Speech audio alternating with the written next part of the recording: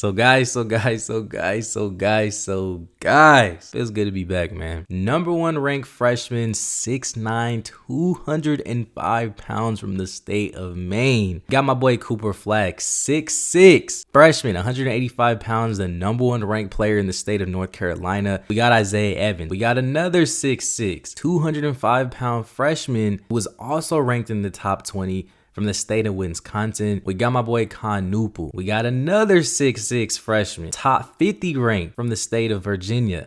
We got my boy Darren Harris. And guys, this team is only getting scarier. We got a 6'11", 240 pound freshman, also from the state of Virginia. We got Patrick. I don't even know how to say his last name, but I'll pop it up on the screen for you guys. And finally, arguably one of the most scariest freshmen that is entering not just Duke, but entering into the United States, coming from all the way from Africa. 7'2", 250 pound, top 3 rank in the continent of Africa. Shout out to my African brother, man. We got Kaman Malua. Guys, when I tell you that this Duke men's basketball roster is going to go down as one of the best college basketball teams that we have ever seen, you just got to trust me on this one. I know we say this every year. I know that everybody's saying that this recruiting class is the best, or this freshman class is the best recruiting class we've ever seen, or this, that, and the third. But guys, man, I don't know, bro. I genuinely feel like this Duke team, this freshman class, not even the freshman class, just the overall roster with Duke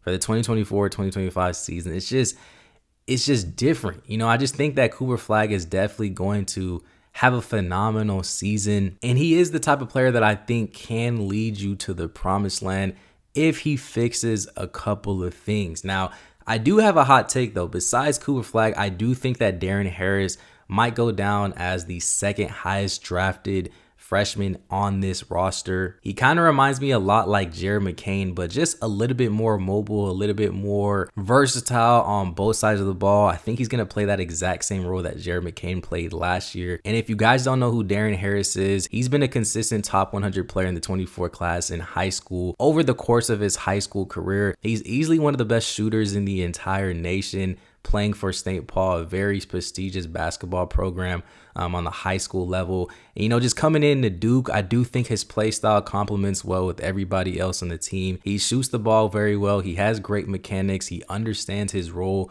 as a shooter and as a player for a team. He's not really going to play outside of that. He can definitely drive to the basket if needed, but I do think that Darren Harris is going to showcase that he can be a great, phenomenal shooter, especially on the collegiate level. And I'm calling it right now. He's definitely going to be a lottery pick in the 2025 NBA draft. Now, another freshman that we do have on this list is Mr. Isaiah Evans. Like I mentioned, he was the number one ranked player in the state of North Carolina. I know a lot of people had mixed opinions about Isaiah Evans and his decision to commit to Duke. If you just go watch a 1-minute highlight tape of Isaiah Evans, you see how he's playing, you see his passion, you see how he's talking trash, you see his play style.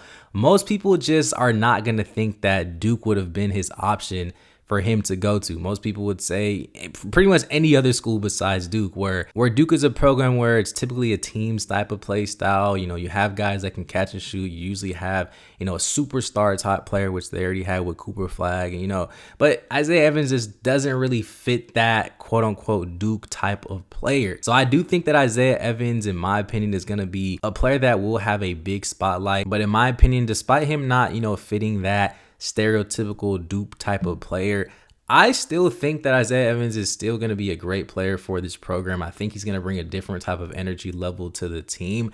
I do love the fact that he is challenging himself, you know, going to a program like Duke.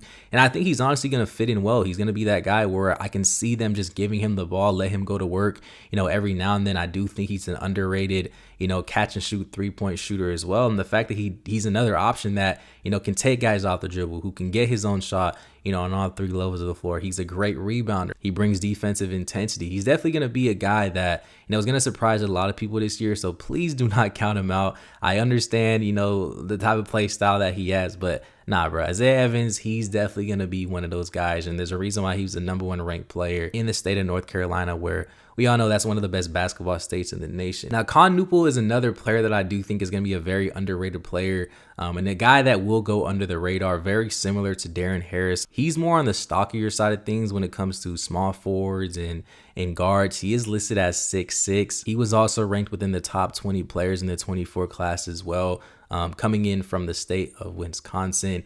And I think his play style is not a type of play style that's going to, captivate, audiences. He's not going to, make crazy highlights and dunking on people, things like that. He's a guy that is a fundamentally sound player, very similar to Darren Harris, but I do think that Darren Harris is more mobile. Khuple is definitely a lot slower, but I do think he still understands how to utilize what he has, the type of player that he is. And if you watch any of his highlights, he still manages to get past people. He has a very underrated crossover as well. I love his jump shot. I love his mechanics. I love his turnaround jumper. There's only so many players on this team, so I do want to see how many minutes he's going to be getting, and see what John Shire is going to be doing there. But Khuple, definitely a player that I will be keeping my eyes on, and I'm definitely rooting for him, on this team. And then when it comes to the centers and bigs on this team, first off, we do have Kaman Malawak coming in from the country of South Sudan.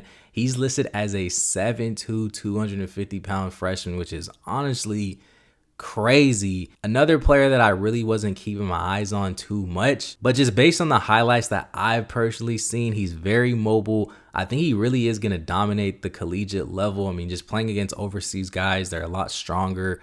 They have a different type of play style. I think he's honestly going to translate very seamlessly. He's going to bring great intensity on the defensive side of the ball. And the more that I'm looking at this entire Duke roster, you got Patrick II, who's also 6'11", 240 pounds. Just looking at the entire roster, this entire roster has incredible size. And I'm really thinking, just how are teams going to be scoring against this, incredibly versatile type of Duke defense? This entire Duke team has players that can switch off. They can guard, multiple positions out there on the floor. So I do think that their defense is going to help them win a lot of games. Every single freshman player that I just mentioned is at least 6'6" and up. They all move well on both sides of the ball. And mind you, we've only talked about the freshmen that are coming in on this roster.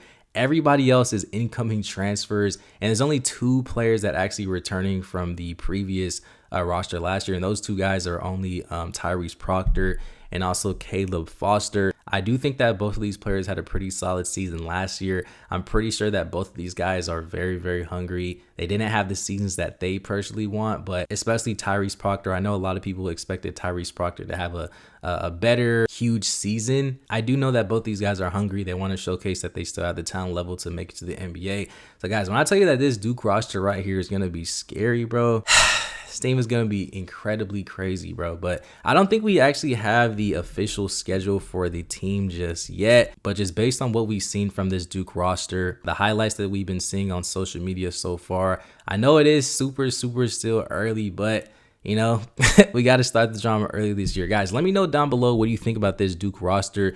Do you think that this Duke team is going to win the March Madness tournament this year? Is this your early favorite to win the tournament? Guys, let me know down below. Let me know if you guys want more Duke videos, more breakdowns, all that. And I'll see you guys in the next one. Peace.